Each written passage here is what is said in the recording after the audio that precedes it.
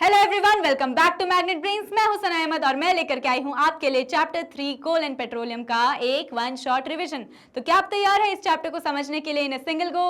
Late us begin with the topics जो आज हम कवर करने जा रहे हैं। आज हम पढ़ेंगे कि कोल क्या होता है, पेट्रोलियम क्या होता है, नेचुरल गैस क्या होती है और some natural resources are limited. तो तैयार हो जाते हैं इस चैप्टर को समझने के लिए। Late us begin with resources. हम जानते हैं कि जो हमारी बेसिक नीड की रिसोर्सेज होती है वो या तो नेचुरल रिसोर्सेज हो सकती है या फिर मैन मेड रिसोर्सेज हो सकती है।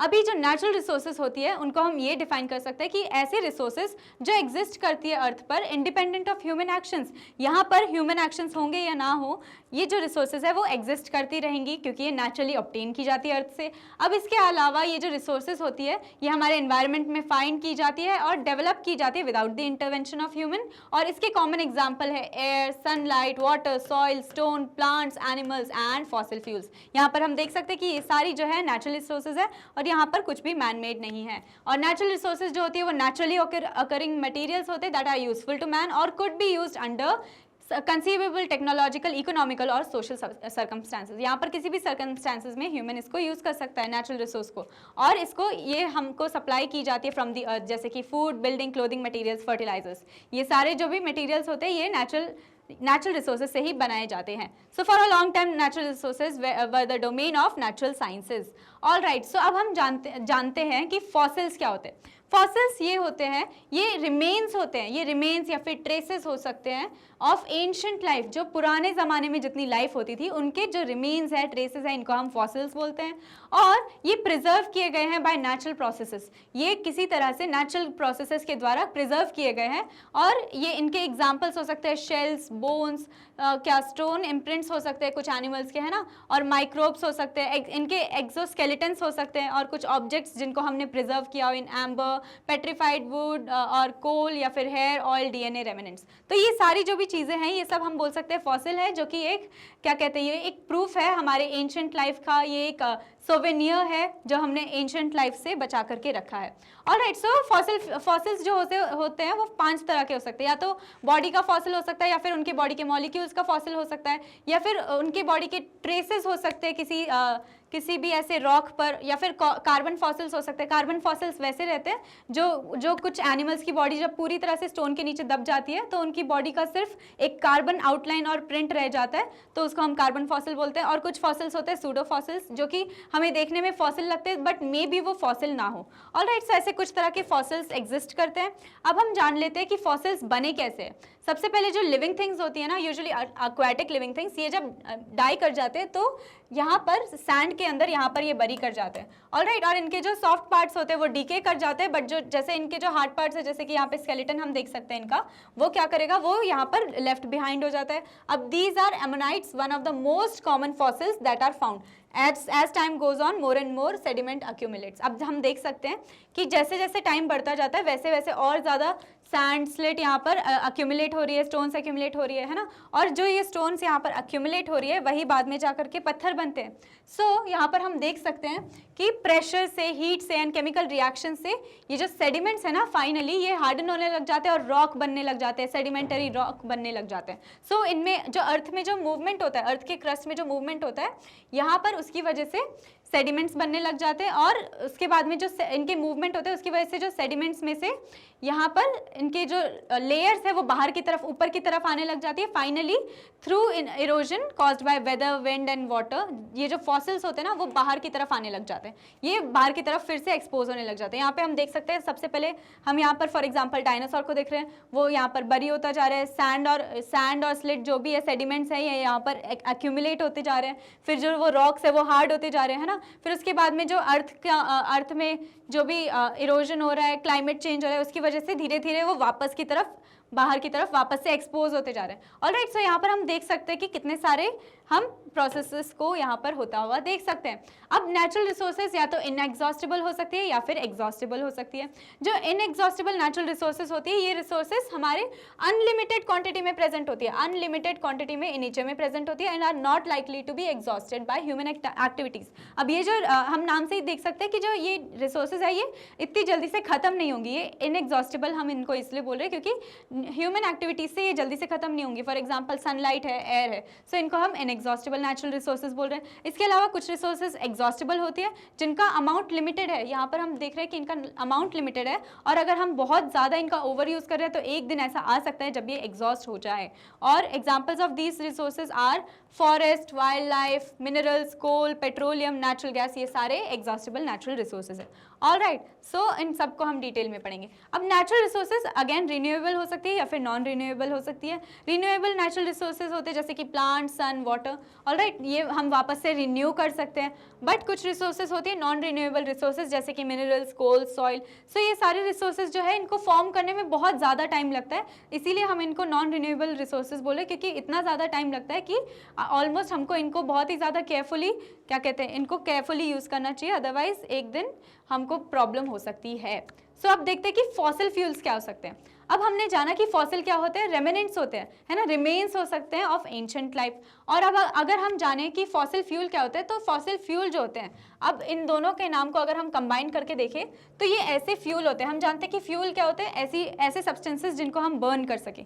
सो जो फ्यूल्स होते हैं, फॉसिल फ्यूल जो होते हैं, वो ऐसे फ्यूल्स होते हैं जो कि नेचुरल प्रोसेसेस से फॉर्म किए जाते हैं, जैसे कि डिकम्पोजिशन, किसी ऑर्गेनिज्म के डेड एंड बेरी होने के बाद में जो उसका डिकम्पोजिशन हो जाए उसके बाद जो फ्यूल बनता है, ऐसे फ्यूल को हम बोलते हैं फॉसिल फ्यूल, है ना। From the name itself we can suggest that fossil fuel ऐसा फ्यूल है जो कि फॉसिल्स से बना है, जो कि एंशिएंट लाइफ से बना है ना, ऑर्गेनिजम्स से बना है। सो हम यहाँ पे बता सकते हैं कि fossil fuels buried flammable geological deposit होते हैं।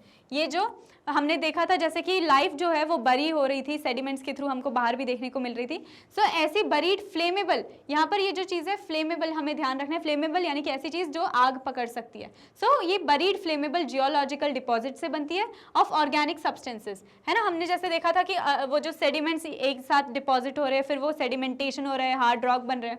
So organic substances such as dead plants and animals से जो बनते हैं उनको हम बोलते हैं fossil fuels that get deposited under several thousand feet of silt.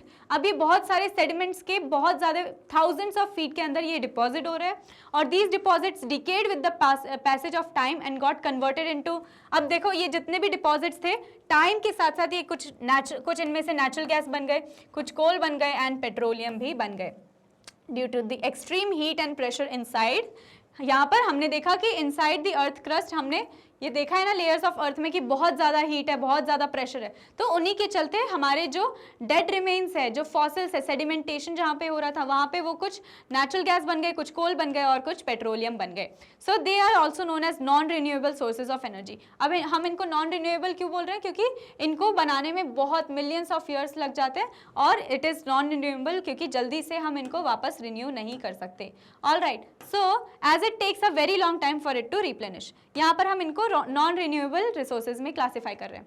So types, formation and uses. अब हम जान सकते हैं कि फॉसिल फ्यूल जो होते हैं ना तीन तरह के हो सकते हैं, या तो कोल हो सकता है, पेट्रोलियम हो सकता है या फिर हो सकता है natural gas. All right, so अब हम एक एक को डिटेल में पढ़ेंगे। सबसे पहले हम देखते हैं कि कोल क्या होता है। सो जो कोल है ना वो एक हार्ड ब्लैक कलर्ड सब्सटेंस है made up of carbon, hydrogen, nitrogen, oxygen and sulphur. So ये कुछ एलिमेंट्स हैं जिनसे मिलकर के हमें कोल मिलता है ना। So the major types of coal are, अब कोल के भी कुछ मेजर टाइप्स होते हैं, anthracite, bituminous and lignite. So coal के कुछ मेजर टाइप्स हैं जिनके हमें नाम याद रखने हैं, ठीक है। एंथ्रासाइट, बिट्यूमिनस एंड लिग्नाइट, ये हमें डिफरेंट टाइप के कोल मिलते हैं according to the different level of, इनमें जितना कार्बन जितना प्रेजेंट होता है और कितना ज़्यादा प्रेशर में ये बनते हैं ना, उसके हिसाब से हम इनको तीन मेजर टाइप में क्लासीफाई कर सकते हैं, जैसे कि anthracite, bituminous and lignite. All right, अब इसके बाद में जो कोल है ना ये वन ऑफ द फ्यूल्स है जो कि हमें फूड को भी कुक करने में हेल्प करता है। और पहले याद है जो रेलवे इंजन्स थी, स्टीम इंजन्स थी, वहाँ पर हम कोल की एनर्जी को यूज़ करते थे, है ना, to produce steam to run the engine.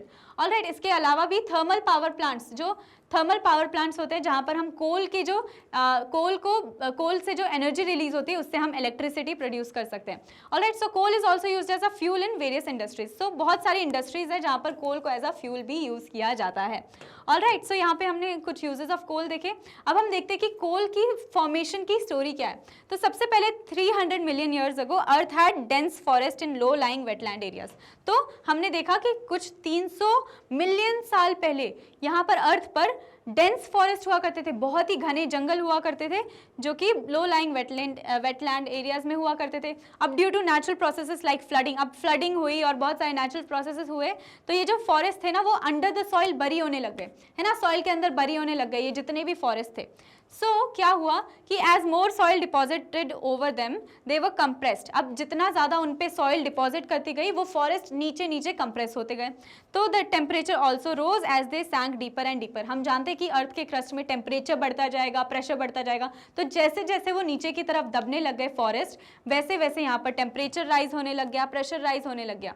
अब finally under high pressure and high temperature, अब हमने देखा कि क्रस्ट के पास में प्रेशर भी हाई है, टेम्परेचर भी हाई है, तो ये जो फॉरेस्ट है जिनके ऊपर पूरा अलग अलग लेयर्स लगने लग गए थे सॉइल के, है ना, तो क्या होने लग गया कि ये जो डेड प्लांट्स थे, जो फॉरेस्ट थे, डेड प्लांट्स जो थे ये स्लोली कन्वर्ट हो गए इनटू कोल। कुछ इस तरह से हमने देखा कि फॉर्मेशन ऑफ कोल कैसे हुई। हमने देखा कि जो फॉरेस्ट थे वो धरती के अंदर बहुत ज़्यादा डीप धंसते गए और finally because of high temperature and high pressure inside the earth crust यहाँ पर ये कन्वर्ट हो गए इनटू कोल। यहाँ पर as coal contains mainly carbon, यहाँ पर कोल में हम देख सकते हैं कि मेनली उसमें कार्बन होता है present. So the slow process of conversion of dead vegetation into coal is called carbonisation. यहाँ पर ये जो process of formation of coal होता है ये of dead vegetation into coal, इसको हम बोलते हैं कार्बनाइजेशन। ऑलराइट, सो ये जो प्रोसेस है इसको हम बोलते हैं कार्बनाइजेशन। हमें याद रखना है इसका जो डेफिनेशन है कि जो कोल है अब हम जानते हैं मेनली कार्बन से ही बना है। So the slow process of conversion of dead plants into coal, it is called carbonization. Now let us since it was formed from the remains of the dead vegetation, coal is also called a fossil fuel. Again जैसा कि मैंने बताया था कि हम इसको fossil fuel क्यों बोल रहे हैं, क्योंकि ये dead remains of plants से बन रहा है, तो of course ये एक fossil है and it can be used to burn, so इसको हम fossil fuel बोल रहे हैं। All right, so यहाँ पर ये जस्टिफाई करता है कि इसका नाम हम इसको हम फॉसिल फ्यूल क्यों बोल रहे हैं। अब हम देख सकते हैं कुछ कोल के यूजेस। कोल सबसे पहले तो स्टीम में यूज़ किया गया था, जैसा मैंने बताया था कि स्टीम इंजन में स्टार्टिंग में इसको यूज़ किया गया था यहाँ पर, और इसके बाद में it is use to cook food. बहुत पहले ज़माने में जो कोयला था उसके ऊपर फूड हम कुक कर सकते थे, आज भी बहुत लोग यूज़ करते हैं कोल को। कभी अगर आपने देखा होगा कि जो भुट्टा रहता है वो इसी के ऊपर यूजुअली लोग भुट्टा को क्या कहते हैं, गर्म करते हैं। So it is use to generate electricity in the thermal plants. अभी भी कुछ जगहों पर इलेक्ट्रिसिटी कोल से यूज़ की जाती है, मतलब जनरेट की जाती है in thermal plants, and it is used in industries as a fuel. अब इंडस्ट्रीज़ में भी उसको एज अ फ्यूल यहाँ पर यूज़ किया जाता है। अगेन हमने देख लिया यूजेस ऑफ कोल। अब हम जानते हैं कि कोक क्या होता है। कोक जो है ना, it is a tough porous and black substance. जो कोक है ये tough porous and black substance है, और ये जो कोक है it is used in manufacture of steel and in extraction of many metals. ये जो कोक है ना ये एक बहुत ही ज़्यादा प्योर फॉर्म ऑफ कोल होता है। ऑलराइट, अब एक और चीज़ होती है यहाँ पर, कोल से हम कुछ चीज़ें निकाल सकते हैं जैसे कि कोक, कोल टार। अब जो ये कोल टार होता है यहाँ पर हम देख सकते हैं कि कोल टार जो है ना ये एक थिक लिक्विड है, ये ना एक ब्लैक कलर का थिक लिक्विड है विद एन अनप्लेजेंट स्मेल। ये एक थिक लिक्विड है, कोल टार जो है वो एक थिक लिक्विड है with N unpleasant smell, and it is a mixture of about 200 substances. यहाँ पर इसमें ना बहुत सारे सब्सटेंसेज का यहाँ पे एक मिक्सचर है, और the products obtained from coal tar are used as starting materials for manufacturing various substances. अब इसके जो प्रोडक्ट्स होते हैं वो एक स्टार्टिंग मटेरियल होते हैं ताकि हम बहुत सारे प्रोडक्ट्स को और भी ज़्यादा मैन्युफैक्चर कर सकें। जैसे कि सिंथेटिक डाइज हम इससे बना सकते हैं, ठीक है। कोल टार के जो प्रोडक्ट्स होते हैं उनसे हम सिंथेटिक डाइज बना सकते हैं, कुछ ड्रग्स एंड मेडिसिन बना सकते हैं, कुछ एक्सप्लोसिव्स बना सकते हैं ना। एक्सप्लोसिव्स यानी कि जो क्या कहते हैं पटाखों में यूज़ होते हैं उनमें हम इनको यूज़ कर सकते हैं, परफ्यूम्स में यूज़ कर सकते हैं, प्लास्टिक्स में, पेंट्स में हम यूज़ कर सकते हैं, फोटोग्राफिक मटेरियल्स में हम इनको यूज़ कर सकते हैं, है ना। रूफिंग मटेरियल्स में भी हम इनको यूज़ कर सकते हैं। अब इसके अलावा you would be surprise to know कि जो नैप्थलीन बॉल्स हम यूज़ करते हैं, जो ये नैप्थलीन बॉल्स होती है जिनसे हम मॉथ्स को एंड इंसेक्ट्स को दूर रखते हैं, it is also obtained from coal tar. हमने जो ये कोल टार देखा था ना, ब्लैक थिक लिक्विड, इसी से नैप्थलीन बॉल्स भी एक्सट्रैक्ट की जाती हैं। ऑलराइट, सो यहाँ पर ये एक इंटरेस्टिंग फैक्ट था। अब हम जानते हैं कि कोल गैस क्या होती है। यहाँ पर हम देख सकते हैं कि जो कोल में सॉलिड पार्ट होता है वो बहुत ज़्यादा क्या कहते हैं, जो ये बहुत हाई कंटेंट ऑफ जिसमें कार्बन होता है उसको हम कोक बोलते हैं। इसके अलावा जो लिक्विड पार्ट है उसको हम कोल टार बोलते हैं, है ना। ऑलराइट, और ये जो कोल टार होता है ये इससे हम डाइज बना सकते हैं, ड्रग्स एंड परफ्यूम्स बना सकते हैं। इसके अलावा जो कोल गैस होती है it is used in industries, जैसा कि हम देख सकते हैं। Coal gas is obtained during the processing of coal to get coke alright, यहाँ पर जो गैस ऑब्टेन की जाती है इसी को हम कोल गैस बोलते हैं और it is used as a fuel. Coal gas जो होती है इसको हम फ्यूल की तरह यूज़ कर सकते हैं मेनी इंडस्ट्रीज में situated near the coal processing plants. All right, so हमने देखा कि कोल के डिफरेंट प्रोडक्ट्स क्या थे यहाँ पर। अब इसके बाद में हम बात करते हैं पेट्रोलियम की, ओके, जो कि हमारा दूसरे तरह का फॉसिल फ्यूल है। जैसे कि हमने देखा था कि 3 मेन फॉसिल फ्यूल्स हम पढ़ने वाले हैं, कोल, पेट्रोलियम एंड नेचुरल गैस, तो ये दूसरे तरह का फॉसिल फ्यूल है। तो सबसे पहले व्हाट इज पेट्रोलियम? पेट्रोलियम क्या होता है? Petroleum is referred to as the black gold. Petroleum को हम ब्लैक गोल्ड बोलते हैं। So this name itself is an indication of its importance to human.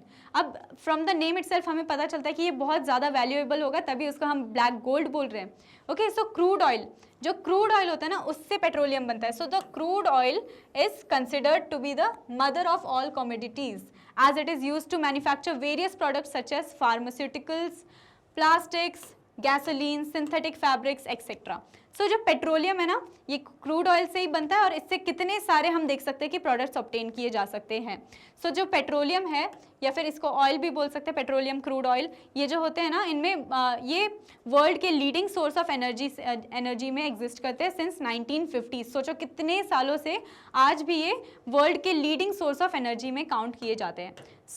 जब हम बात करते हैं पेट्रोलियम की तो हम सिर्फ पेट्रोल की बात नहीं करते, हम यहाँ पे बात करते हैं पेट्रोल की, डीजल की। Alright, so you know that petrol is used for fuel in light automobiles such as, हम जानते हैं कि लाइट ऑटोमोबाइल्स जैसे कि हमारे मोटरसाइकिल्स होते हैं, स्कूटर्स होते हैं, कार्स होते हैं, इन सब में हम पेट्रोल को फिल करवाते रहते हैं, राइट, यहाँ पर पेट्रोल यूज़ होता है। जबकि जो डीजल होता है वो हैवी मोटर व्हीकल्स में यूज़ होता है, जैसे कि ट्रक्स हो गए, ट्रैक्टर्स हो गए। तो petrol and diesel are both जो कि नेचुरल रिसोर्सेज होते हैं पेट्रोलियम से ऑब्टेन किए जाते हैं। All right, petroleum and diesel, petrol and diesel both are obtained from petroleum. All right, so ये जो वर्ड है पेट्रोलियम ये डिराइव किया गया है 2 वर्ड से, okay, Petra plus oleum. Petroleum का मतलब है पेट्रा प्लस ओलियम, यहाँ पर हम बता सकते हैं पेट्रा प्लस ओलियम। ओके, सो पेट्रा का मतलब यहाँ पर होता है रॉक, पेट्रा का मतलब होता है रॉक और जो ओलियम का मतलब होता है वो ऑयल। सो इसके नाम से हम बता सकते हैं कि जो पेट्रोलियम है ये हम it is mind between the rocks under the earth. So petroleum एक काइंड ऑफ ऑयल है जो कि अर्थ के रॉक्स के बीच में से माइन किया जाता है, इसीलिए हम इसको पेट्रोलियम बोलते हैं। It's that's why it is a petroleum. All right, so how is petroleum formed? So petroleum जो है it is formed from the remains of dead plants and animals. जैसा कि हमने कोल में देखा था कि it is formed from the remains of dead plants, यहाँ पर जो पेट्रोलियम है वो डेड प्लांट्स से भी और डेड एनिमल्स दोनों से ही फॉर्म किया जाता है। Alright, so when plants and animals die they sink and settle under the on the sea bed. यहाँ पर हम देख सकते हैं कि जब प्लांट्स एंड एनिमल्स यहाँ पर डाई कर जाते हैं तो यहाँ पर वो सेटल कर जाते हैं ऑन द सी बेड। अब क्या होता है कि millions of years ago these dead wild life and vegetation decomposed. यहाँ पर बहुत मिलियंस ऑफ ईयर्स पहले, बहुत सालों पहले ये जो प्लांट्स एंड एनिमल्स थे इन्हीं को हम बोल रहे हैं वाइल्ड लाइफ एंड वेजिटेशन। सो ये क्या हुए, ये डिकम्पोज हो गए, ओके, ये डिकम्पोज हो गए and got mixed with sand and silt. यहाँ पर जब ये जो डेड प्लांट्स एंड एनिमल्स थे, डेड वाइल्ड लाइफ, डेड क्या बोलते हैं, डेड वेजिटेशन, ये सारे यहाँ पर पहले तो सेटल हो गए और उसके बाद में अब हम जानते हैं कि जब भी कोई चीज़ डेड कर जाती है तो उनको वो डिकम्पोज होने लग जाती है, तो ये यहाँ पर डिकम्पोज होने लग गए। ऑलराइट, उसके बाद में certain bacteria help in the decomposition of this organic matter and cause some chemical changes. अब डिकम्पोज होने के बाद में कुछ केमिकल चेंजेस बैक्टीरिया ने कॉज की इन प्लांट्स एंड एनिमल्स पर। ऑलराइट, और उसके बाद में क्या हुआ कि matter consisting largely of carbon and hydrogen was left behind. अब डिकम्पोजिशन के बाद में मोस्टली जो कार्बन एंड हाइड्रोजन का मैटर रहता है वो वहीं पर रिमेन कर जाता है, it is left behind. However as there is sufficient oxygen at the bottom of the sea, अब यहाँ पर at the bottom of the sea यहाँ पे ऑक्सीजन काफ़ी रहता है, so the matter could not decompose completely. यहाँ पर सफिशिएंट ऑक्सीजन नहीं रहता है, यहाँ पे सफिशिएंट ऑक्सीजन नहीं रहता है, ओके, तो जो डिकम्पोजिशन है ना वो कम्प्लीटली डिकम्पोज नहीं हो पाता है, ओके।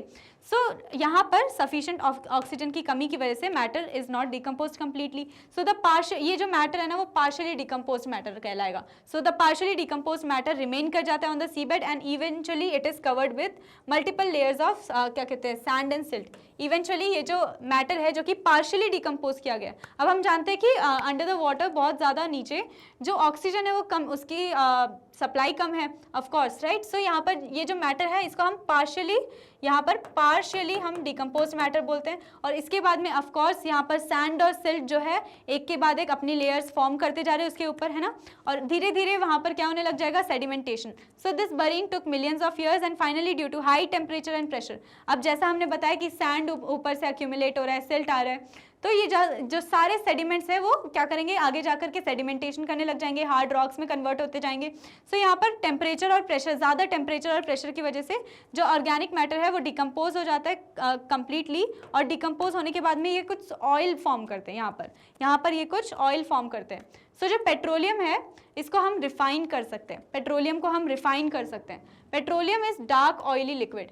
हम जानते हैं कि जो पेट्रोलियम है वो एक डार्क ऑयली लिक्विड है। So it has unpleasant order, हम जानते हैं उसकी जो स्मेल है वो अनप्लीजेंट है। Alright, so it is a mixture of various, वो एक मिक्सचर है जैसे कि पेट्रोलियम गैस होता है, पेट्रोल होता है, diesel, lubricating oil, paraffin wax, petroleum जो है इन सारी चीज़ों से मिलकर के बनता है। Alright, so the process of separating, इनके जितने भी ये सारे कॉन्स्टिट्यूएंट्स हैं उनको सेपरेट करने के कुछ प्रोसेसेस होते हैं, और इस प्रोसेस को हम बोलते हैं रिफाइनिंग ऑफ पेट्रोलियम। इस प्रोसेस को हम बोलते हैं रिफाइनिंग ऑफ पेट्रोलियम। आपने कभी नाम सुना होगा ना, रिफाइनरी, पेट्रोलियम रिफाइनरी, ये सारी जगह पर ये जो पेट्रोलियम है उसको डिवाइड किया जाता है उसके कॉन्स्टिट्यूएंट्स में, जैसे कि petroleum gas, petrol, diesel, lubricating oil, paraffin wax etcetera. So it is carried out in a petroleum refinery. All right, so इसके बाद में हम देख सकते हैं कि पेट्रोलियम इतने सारे सब्सटेंसेस का मिक्सचर है, gas, petrol, diesel, kerosene, lubricating oil, paraffin wax etcetera. So ये जितने भी कॉन्स्टिट्यूएंट्स हैं ना, ये डिफरेंट पर्पसेस सर्व करते हैं, जैसे कि इनको जिसलिए सेपरेट करना बहुत ही इंपॉर्टेंट है, और इनको क्रूड ऑयल से अलग अलग सेपरेट करना बहुत ही ज़्यादा इंपॉर्टेंट हो जाता है। Okay, so this is done by in oil refineries, this is a 3 step process. Okay, so ये जो क्रूड ऑयल है इसको हम डिफरेंट चीज़ों में हम सेपरेट करते हैं, जैसे कि गैसोलीन, केरोसिन, डीजल ऑयल, यही है, गैसोलीन को ही हम पेट्रोल बोलते हैं, kerosene, diesel oil, fuel oil, इन सारे इसके कॉन्स्टिट्यूएंट्स में सेपरेट किया जाता है इन ऑयल रिफाइनरीज। और इसके बाद में भी लास्ट में lubricating oil and paraffin wax, ये सब यहाँ पर कलेक्ट किया जाता है। So the first step is separation, where the crude oil is separated into various components. सबसे पहले जो क्रूड ऑयल है उसको वेरियस कंपोनेंट्स में सेपरेट किया जाता है थ्रू डिस्टिलेशन प्रोसेस। ये जो प्रोसेस हमने पीछे देखा था इसको डिस्टिलेशन प्रोसेस बोलते हैं। ओके, सो ये जो क्रूड ऑयल है ना इसको डिफरेंट कॉन्स्टिट्यूएंट्स में सेपरेट किया जाता है थ्रू, इसको हम फ्रैक्शनल डिस्टिलेशन बोलते हैं। ओके, सो यहाँ पर फ्रैक्शनल डिस्टिलेशन देखने को मिलता है, और the heavier constituents remain settled at the bottom, whereas the lighter constituents rise up as vapour और रिमेन लिक्विड। यहाँ पर डिफरेंट जो टेम्परेचर है उसके हिसाब से जो लाइटर कॉम्पोनेंट्स है वो हम ऊपर से as a water vapour collect कर लेते हैं, और जो हेवियर कॉम्पोनेंट्स होते हैं वो नीचे ही सेटल कर जाते हैं। Alright, so next these constituents which are still quite heavy are converted into gas, gasoline and diesel। यहाँ पर से जो भी components हैं उनको हम लोग extract कर सकते हैं into gas, gasoline and diesel। thus the next step is conversion। so these have certain impurities, इनमें कुछ impurities भी होती है। so the last step is treating them। okay, इनमें से impurities को treat out करना है, और whereas they are treated to obtain pure forms of various product। अब इनके जो pure forms हैं उनको extract करने के लिए हम इनको treat करते हैं, impurities को remove करते हैं। ऑलराइट, उसके बाद में अब हम जान लेते हैं कि पेट्रोलियम के कुछ यूजेस क्या होते हैं। सो पेट्रोलियम के कुछ यूजेस होते हैं। Refined products obtain from crude oil have a number of uses. अब ये सारी चीज़ें क्रूड ऑयल से ही होती है ऑब्टेन, राइट। सो इनमें बहुत इतने सारे प्रोडक्ट्स हैं, उन सब के एक यूज़ हम लोग समझ जाते हैं, एक से भी ज़्यादा हो सकते हैं। ओके, तो सबसे पहले लिक्विफाइड पेट्रोलियम गैस, हमने देखा था कि जो ये पेट्रोलियम था उससे हम एक पेट्रोलियम गैस भी रिमूव कर रहे थे, राइट। सो हम उस गैस को लिक्विफाई कर सकते हैं, जिसको हम बोलते हैं लिक्विफाइड पेट्रोलियम गैस। उसका एक लिक्विड फॉर्म हम यहाँ पर क्रिएट करते हैं जिसको हम एलपीजी बोलते हैं। और एलपीजी जो होती है it is used in households as well as in the industry. ये जो एलपीजी होती है ये हाउस होल्ड्स में, इंडस्ट्री में हम भी यूज़ करते हैं। इसके अलावा सेकेंड जो हमने देखा था, डीजल और पेट्रोल जो है हम यूज़ करते हैं as a fuel for our vehicles, right. और डीजल जनरली मोटर व्हीकल्स में, हैवी मोटर व्हीकल्स में यहाँ पर यूज़ किया जाता है। All right, so petrol is also used as a solvent for dry clean. हमने कभी अगर अपने कपड़ों को ड्राई क्लीन करने के लिए दिया होगा तो पेट्रोलियम, यहाँ पर पेट्रोल उसमें यूज़ किया जाता है in the dry cleaning process. इसके अलावा वेराज डीजल जो होता है, diesel it is also use to run electric generators. Okay, so electric generators में डीजल को यूज़ किया जाता है, एक्सेप्ट फ्रॉम व्हीकल्स। व्हीकल्स में फ्यूल की जगह भी पेट्रोल और डीजल के यहाँ पे अलग अलग यूज़ हमने देखे। अब इसके अलावा केरोसिन जो होता है, केरोसिन को हम जेट प्लेन्स में यूज़ कर सकते हैं। ओके, जेट प्लेन्स में यूज़ कर सकते हैं। और जैसा कि हम जानते हैं कि स्टोव्स में भी केरोसिन यूज़ होता है ना, कुछ लाइट लैम्प्स होती थी उनमें भी केरोसिन यूज़ किया जाता था। और इसके बाद में अब हम बात करते हैं लुब्रिकेटिंग ऑयल, जो कि हम उसमें से एक्सट्रैक्ट कर सकते हैं। अब lubricating oil from the name itself हमको पता चलता है, लुब्रिकेटिंग ऑयल यानी कि ऐसी चीज़ जो कि क्या कहते हैं, लुब्रिकेशन करेगा। जैसे कि जो मशीन्स होती हैं उनमें कोरोजन को या फिर रस्ट को रोकेगा, है ना, जैसे कि हमने ग्रीस देखा है ना। सो लुब्रिकेटिंग ऑयल जो रहता है उसी की तरह उसका कुछ काम रहता है कि जो मशीन्स रहते हैं उनमें ये कोरोजन से उनको बचाता है। ऑलराइट, सो पैराफिन वैक्स जो होता है, अब यहाँ पे पैराफिन वैक्स एक और तरह का पेट्रोलियम प्रोडक्ट है जो कि यूज़ किया जाता है to make candles, ointments, ink, crayon, इन सारी चीज़ों को यहाँ पर से इनको क्रिएट कर सकते हैं यूजिंग पैराफिन वैक्स। ऑलराइट, अब इसके अलावा बिटुमिन और एसफाल्ट, अब एक और जो पेट्रोलियम प्रोडक्ट है वो है बिटुमिन और एसफाल्ट भी इसको बोल सकते हैं। It is mainly use to surface roads. अब यहाँ पर जो रोड हमने देखे हैं, जो रोड का सरफेस रहता है ब्लैक कलर का, उसमें बिटुमिन या फिर एसफाल्ट यूज़ किया जा सकता है। ऑलराइट, सो अब उसमें यूज़ किया जाता है, सॉरी। सो यहाँ पर हमने देखे वेरियस यूजेस ऑफ पेट्रोलियम। अब इसके अलावा भी many useful substances are obtained from petroleum and natural gas. इनके अलावा भी कुछ नेचुरल गैस और पेट्रोलियम से कुछ पेट्रोकेमिकल्स यूज़ किए जा सकते हैं, ऑब्टेन किए जा सकते हैं। अब पेट्रोकेमिकल्स क्या होते हैं? पेट्रोकेमिकल्स ऐसे कुछ केमिकल्स होते हैं जो कि यूज़ किए जाते हैं इन द मैन्युफैक्चर ऑफ, यहाँ पर पेट्रोकेमिकल्स को हम यूज़ करके डिटर्जेंट्स को मैन्युफैक्चर कर सकते हैं, फाइबर्स को मैन्युफैक्चर कर सकते हैं, जैसे कि पॉलिस्टर, नायलॉन, एक्रिलिक, ये सारी चीज़ें हम पेट्रोकेमिकल्स को यूज़ करके ऑब्टेन कर सकते हैं। So polythene and other man made plastics भी हम पेट्रोकेमिकल्स को यूज़ करके ऑब्टेन कर सकते हैं। तो हमने देखा यहाँ पर पेट्रोलियम के कितने सारे यहाँ पर हमने पेट्रोलियम के बहुत सारे प्रोडक्ट्स देखे। अब इसके अलावा हम यहाँ पर नेचुरल गैस की भी बात करेंगे, उसमें हाइड्रोजन गैस के बारे में पढ़ेंगे। सो यहाँ पर पेट्रोलियम की जो बहुत ज़्यादा कॉमर्शियल इंपॉर्टेंस है, यहाँ पे पेट्रोलियम की जो है ना कॉमर्शियल इंपॉर्टेंस बहुत ज़्यादा है, जिसकी वजह से हम पेट्रोलियम को ब्लैक गोल्ड बोलते हैं। हमने अभी पेट्रोलियम के इंट्रोडक्शन में ये देखा था कि पेट्रोलियम को हम ब्लैक गोल्ड बोलते हैं। तो हम इसीलिए पेट्रोलियम को ब्लैक गोल्ड बोलते हैं क्योंकि उसकी बहुत ही ज़्यादा कमर्शियल इंपॉर्टेंस है। हमने देखा कितनी सारी चीज़ें हमने पेट्रोलियम से एक्सट्रैक्ट की थी और उनकी कितनी सारी चीज़ों में मैन्युफैक्चर करने में और कितने सारे प्रोडक्ट्स ऑब्टेन करने में भी वो हेल्प कर रहे थे। और इसीलिए इतनी ज़्यादा हाई वैल्यू होने की वजह से पेट्रोलियम को हम बोलते हैं ब्लैक गोल्ड। ऑलराइट, सो बहुत ही इंपॉर्टेंट है पेट्रोलियम। अब हम बात करते हैं हमारे तीसरे फॉसिल फ्यूल जो कि है नेचुरल गैस के बारे में। तो नेचुरल गैस जो होती है, natural gas is mainly extracted from the petroleum deposits deep beneath the earth. अब जो नेचुरल गैस है वो पेट्रोलियम डिपॉजिट से ही हमें ऑब्टेन करने को मिलती है। In fact it occurs just above the layer of crude oil. अब जहाँ पर से पेट्रोलियम ऑब्टेन किया जाता है उसके जस्ट अबव जो क्रूड ऑयल की जो लेयर होती है उससे जस्ट अबव जो गैस यहाँ पर ऑब्टेन की जाती है उसको हम नेचुरल गैस बोलते हैं। It is mainly composed of hydrogen gas. Okay, so उसका भी फ्यूल्स में बहुत ज़्यादा यहाँ पर इंपॉर्टेंस हम देख सकते हैं। So as gases are lighter than oil, so यहाँ पर पेट्रोलियम क्रूड ऑयल के जस्ट ऊपर जो हमारी लेयर है वो हमारी नेचुरल गैस की लेयर होती है। So it is formed through some processes through which petroleum is formed. यहाँ पर सेम प्रोसेस से ही नेचुरल गैस भी फॉर्म हो रही है जिससे पेट्रोलियम फॉर्म होता है।